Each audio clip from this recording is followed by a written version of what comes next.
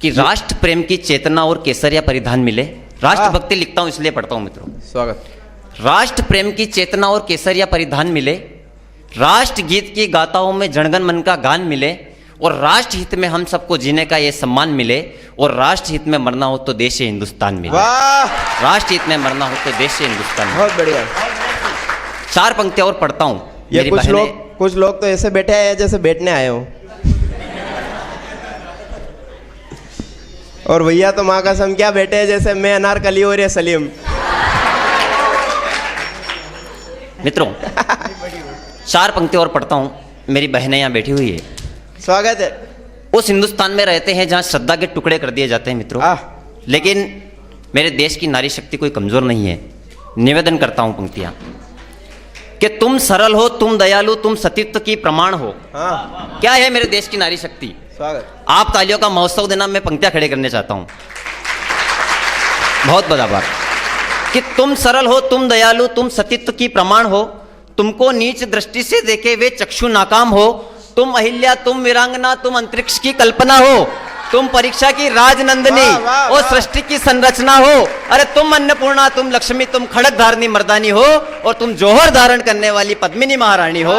तुम जौहर धारण करने वाली। बहुत बहुत आभार, बहुत बहुत आभार। ये सब लड़कियों के लिए बोल रहे, छोरा बापड़ा में दिख रहा मचाने बेरुवर का। 4 पंक्तियां आदरणीय गुरुदेव हमारे बीच में उपस्थित हैं। मित्रों, प्रारंभिक शिक्षा से शुरू होकर जीवन को एक नई दिशा जो देता है वह हमारे गुरुदेव हमारे बीच में उपस्थित है। मैं आदरणीय गुरुजन के सम्मान में एक कविता पढ़ता हूं कि गुरु क्या होता है।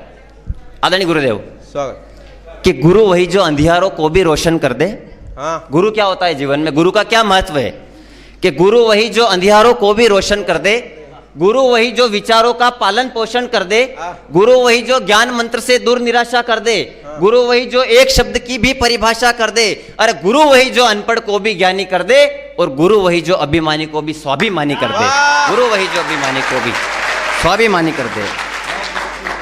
मित्रों, हिंदुस्तान में रहते हैं, एक नई रचना हिंदी के लिए पढ़ता हूं।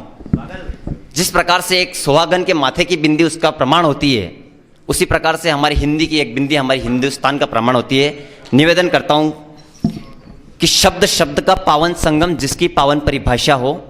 हिंदी के लिए पढ़ता हूं। शब्द शब्द का पावन संगम जिसकी पावन परिभाषा हो, आर्याव्रत के आंगन में गूंजे वही राष्ट्र की भाषा हो। अरे हम साधना के साधक बनकर जब अक्षरों को गढ़ते हैं, स्वाभिमान के पन्नों में जब अंकित कल्पनाएं पढ़ते हैं, अरे जिस मिट्टी की गंध सुगंध जिसका अभिमान बिंदी हो, पहचान हमारी जिससे बने वह अमर सुहागन हिंदी हो। पहचान हमारी जिससे बने वह अमर सुहागन हिंदी हो। बड़ी बात है मित्रों, 23 मार्च का दिवस शहीद दिवस हमने मनाया है। वे शहीद हंसते हंसते जो फांसी पर चढ़ गए थे और इस देश को आजाद करा के गए हैं, उनके सम्मान में पंक्तियां पढ़ता हूं कि गुलामी की बेड़ियों से आजाद वतन वो कर गए। चौथी पंक्ति पर आप सभी मुझे तालियों से आशीर्वाद देना कि गुलामी की बेड़ियों से आजाद वतन वो कर गए, सूरज के परवाने थे देखो प्राण हवन जो कर गए। अरे आजादी का सपना देखो कैसे आज साकार हुआ, आजादी का सपना देखो कैसे आज साकार हुआ। अरे इंकलाब के नारों से ही भारत का उद्धार हुआ। अरे हंसते हंसते झूल गए थे, कैसी युवा तरुणाई थी, मरकर भी जो आजाद रहे और आजादी भी पाई थी। मरकर भी आजाद रहे, आजादी भी पाई थी। एक घटना और अभी तत्काल में चल रही है मित्रों, पत्थरबाजी की। आप सबने सुना होगा, पत्थरबाजी की घटना के हम सब शिकार हो रहे हैं। लेकिन आखिर कब तक पत्थरबाज को हम सहन करेंगे? हमें कभी ना कभी तो उत्तर देना होगा। निवेदन करता हूं कि मर्यादा की बंदिशों में कब तक हमको रहना होगा? मर्यादा की बंदिशों में कब तक हमको रहना होगा? प्रतिशोध की रंजिशों का उत्तर हमको कहना होगा।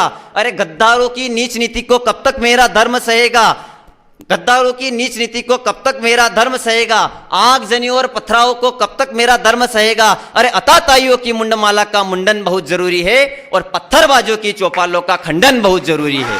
पत्थरबाजों की चौपालों का खंडन बहुत जरूरी है। एक घटना और पढ़ता हूं मित्रों।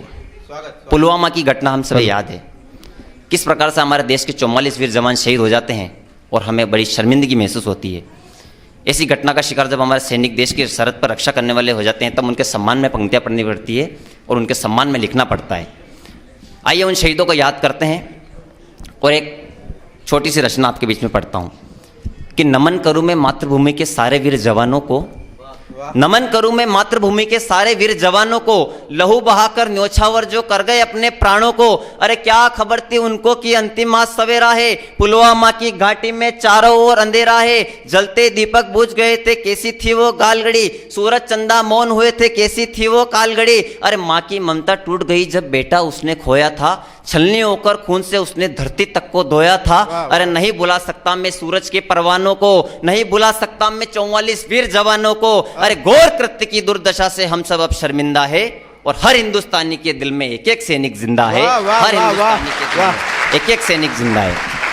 बहुत बढ़िया। एक छोटा सा मुक्तक आपके बीच में पढ़कर अपना स्थान ग्रहण करूंगा। स्वागत।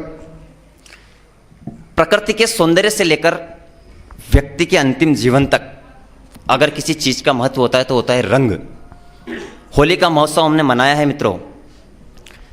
इस 8 लाइनों के मुक्तक में जीवन में अगर प्रेम और व्यक्ति के अंतिम तक की विदाई, मैंने इस 8 पंक्तियों में लिखने का प्रयास किया है। स्वागत। आप सभी का आशीर्वाद मिले। अंतिम पंक्तियां पढ़ता हूं, मंच का भी आशीर्वाद मिले। स्वागत स्वागत। कि भोर किरणों से शुरू रंगों की अगुवाई है। वाह, वाह। प्रकृति का सौंदर्य देखना आप। भोर किरणों से शुरू रंगों की अगुवाई है, भोर किरणों से शुरू रंगों की अगुवाई है।